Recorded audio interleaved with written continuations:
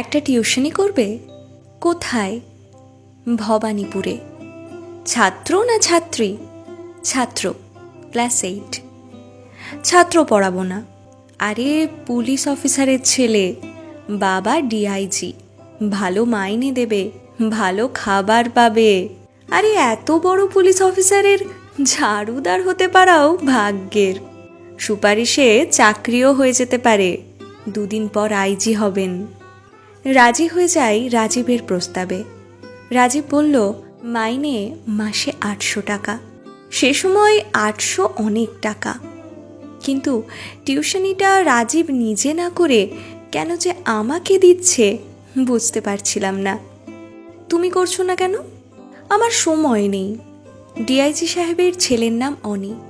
ফর্সা, তবে ধপধপে নয়, কিন্তু বেশ মায়াময়। বিশাল বাড়ি, বারান্দায় দামি ফুলের টব, চারিদিকে সমৃদ্ধির ছড়াছড়ি। রাজীব আমাকে পরিচয় করিয়ে দিয়ে চলে গেল। ছাত্রের মুখোমুখি হলাম। স্যার, বেড়াল প্রথম রাতেই মেরে ফেলা উচিত। আমার কথা নয়, আমার বাবার কথা। ঠিক না? ঠিক, কিন্তু বেড়াল কোথায়? আছে স্যার, আছে, অনেক বড় বেড়াল। আমি বেড়াল মারবো কেন? একটা কথা বলবো? বলো। আগের কথা আগে বলে দেওয়া ভালো, রাখলে আমারও লাভ, আপনারও লাভ, নইলে দুজনেরই ক্ষতি। আমি চাই না আপনার ক্ষতি হোক।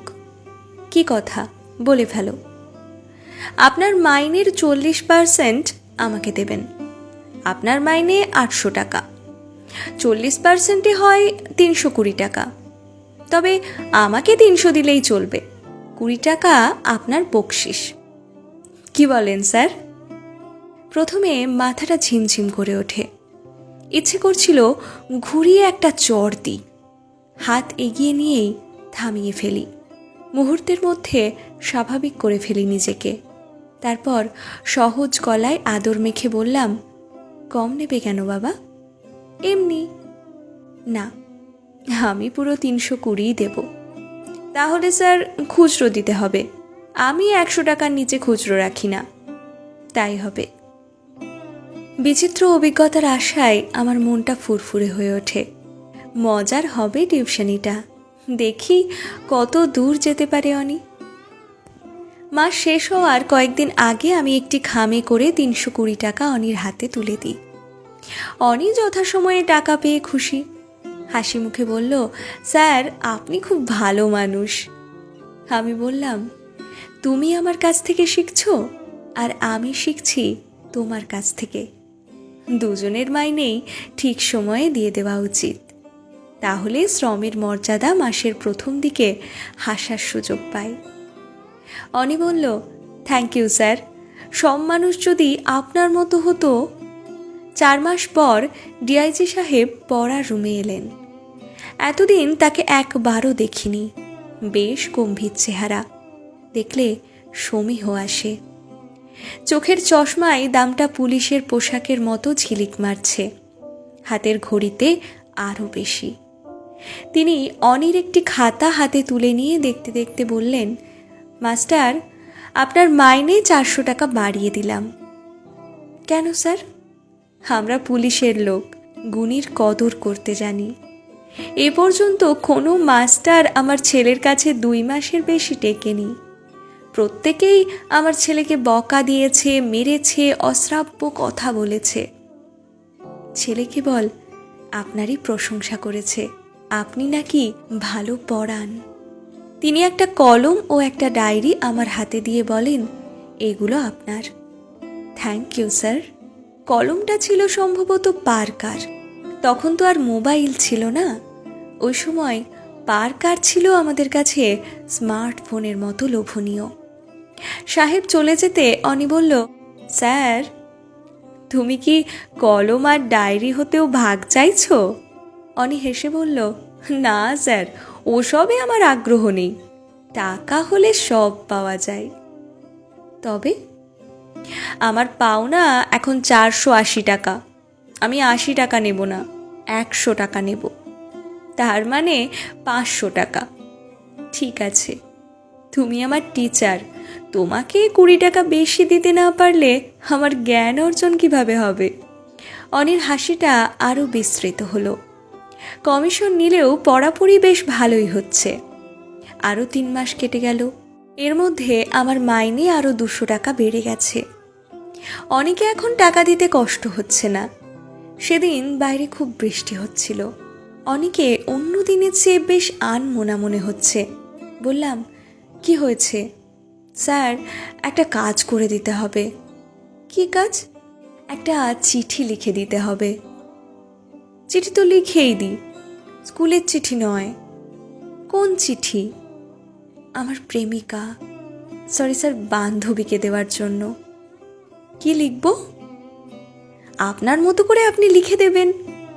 আমি তাকে ভালোবাসি। তাকে না দেখলে বুকটা কেমন মোচড় খায়, কিচ্ছু ভালো লাগে না। সে খুব সুন্দর। চিঠি লিখে দিলাম গভীর ভাষায়, প্রেমের মমতায়। রাস্তায় এসে ইচ্ছে মতো হাসলাম। অনি আর রেহাই পাচ্ছে না। খবর পাঠিয়েছে শুক্রবার তাদের বাড়ি যেতে হবে। অনির জন্মদিন। কি নিয়ে যায়? অনেক চিন্তা ভাবনা করে অনির বান্ধবীকে দেওয়ার জন্য একটা চিঠি লিখি। অনি চিঠি পড়ে এত খুশি হয়ে যায় যে মাসের পুরো কমিশনটাই আমাকে ফেরত দিয়ে দেয়। অবাক হয়ে বললাম, ফেরত দিলে যে? অনি আমাকে আরও অবাক করে দিয়ে বলল, আপনার লেখার সম্মানী। স্যার, চিঠিটা একদম ফাটাফাটি হয়েছে। লেখার সম্মানী? আমি চমকে উঠি। লেখার প্রথম আয়? এ তো মস্ত ব্যাপার। তাহলে কেন এতদিন লিখিনি? অনির উৎসাহে উৎসাহিত হয়ে পত্রিকায় লেখা শুরু করি। তারপর আস্তে আস্তে লেখা আমার নেশা হয়ে যায়। তবে যতই গল্প করি, যতই প্রেমপত্র লিখে দিই না কেন, লেখাপড়ায় অনেকে এমন কৌশলে ব্যস্ত রাখি যে সে ধীরে ধীরে বইয়ে ঝুঁকে পড়ে। তার সমস্ত আনন্দ অন্যান্য জায়গা থেকে বইয়ের পাতায় এসে ভিড় করতে শুরু করে।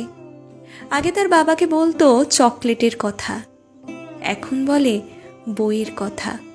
আগে ইলেকট্রনিক্স জিনিসে তার আলমারি ছিল ভর্তি, এখন সেখানে ঠাঁই পেয়েছে বই। পৃথিবীর বিখ্যাত লেখকদের নানা বই। আমার কাছ থেকে নাম নিয়ে যায় বইয়ের, নিয়ে আসে তার বাবাকে দিয়ে। দেশে না পেলে বিদেশ থেকে কত দামি দামি বই। আমার কাছে মনে হতো সামর্থ্যবানদের ইচ্ছাই প্রাপ্তি। আরও 3 মাস পর আমার মাইনে হয় 1500 টাকা। অনেক সরকারি অফিসারও তখন এত মাইনে পেতেন না।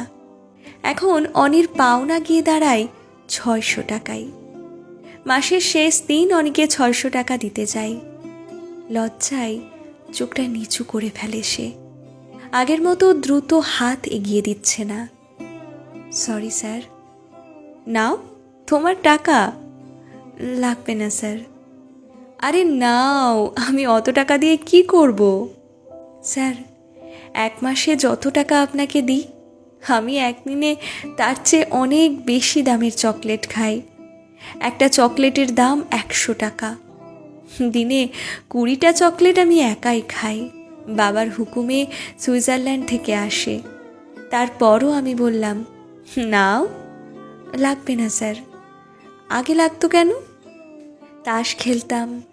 এখন তাস খেলা সময় নষ্ট মনে হয়, বই পড়ি। আমি সাফল্যের হাসি নিয়ে বের হয়ে আসি। অ্যানুয়াল পরীক্ষার পর অনির ওখানে যাওয়া বন্ধ হয়ে যায়। সাহেব বলেছেন 1 মাস পর থেকে আবার পড়ানো শুরু করতে। আমার মতো ভালো মাস্টারকে নাকি তিনি ছাড়বেন না, বদলি হলে সেখানে নিয়ে যাবেন। 15 দিন পরে দেখি আমার মেষ বাড়ির সামনে একটা বিরাট গাড়ি দাঁড়িয়ে। হন্তদন্ত হয়ে বেরিয়ে আসি। অনি আর তার বাবা নামছেন। সাহেব বললেন, মাস্টার, আমার ছেলে 3rd হয়েছে। এর আগে কোনো দিন 50-এও ছিল না। 1 বছরের মধ্যে আপনি আমার ছেলেটাকে বদলে দিয়েছেন। ডিআইজি সাহেব আমার হাতে একটা ঘড়ি তুলে দিয়ে বললেন, আমার ছোট ভাই আমার জন্য সুইজারল্যান্ড থেকে এনেছেন, আপনাকে দিলাম। এটি কোনো বিনিময় নয়, উপহার। ভালোবাসার নিদর্শন। আনন্দে আমার চোখ ঝাপসা হয়ে আসে, এমনভাবে কেউ আমাকে কোনো দিন উপহার দেয়নি। অনি আমায় প্রণাম করে বলল, স্যার, আপনি আমাকে বদলে দিয়েছেন। মাস্টার, অনি আমাকেও পাত্তা দিত না। এ ছেলের কাছে আমি ছিলাম কেবল টাকার ছুরি। আপনি তাকে মানুষ করে দিয়েছেন। কিভাবে সম্ভব হয়েছে বলুন তো? বললাম, ভালোবাসা, শুধুই ভালোবাসা। আপনি আমার কাছে কি চান? ওই যে ভালোবাসা, শুধুই ভালোবাসা।